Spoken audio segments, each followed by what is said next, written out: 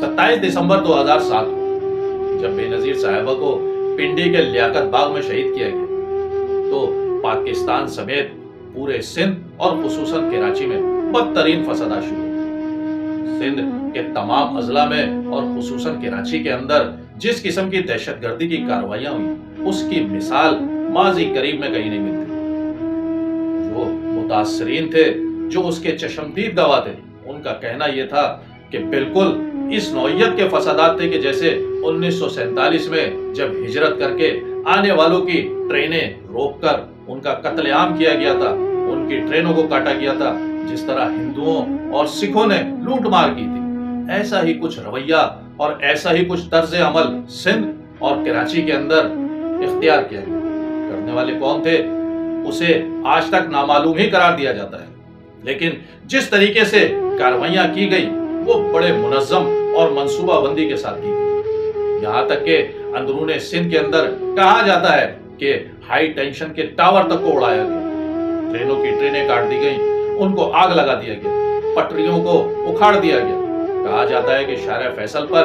Eight ए time 1200 गाड़ियों को आग लगा दी गई। शहर भर के तमाम इंडस्ट्रियल एरिया के अंदर काम करने वाली खवातीन जब अपने घरों के लिए रवाना हुई तो उन्हें हिरासा किया गया।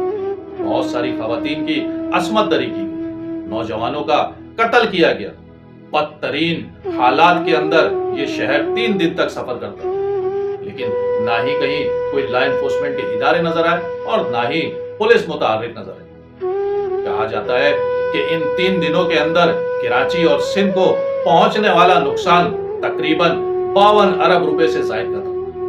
लेकिन उससे ज्यादा बदतरीन मजाक ये हुआ कि जब फरवरी 2008 के जनरल इलेक्शन में पीपल्स पार्टी को सिंपैथी वोट मिला और वो कामयाब होकर वफाक में और सिंध के अंदर हुकूमत बनाने में कामयाब हुई तो सिंध में वजारत आला की कुर्सी पर बैठने वाले कायम अली शाह साहब ने सबसे पहला काम ये किया कि उन्होंने 300 FIRs को, जिसमें वो लोग नामजद थे जिन्होंने 27, 28 और 29 दिसंबर को सिंध और कराची के अंदर दहशतगर्दी की कार्रवाइयां की थी, उन तमाम FIRs को विड्रॉ कर लिया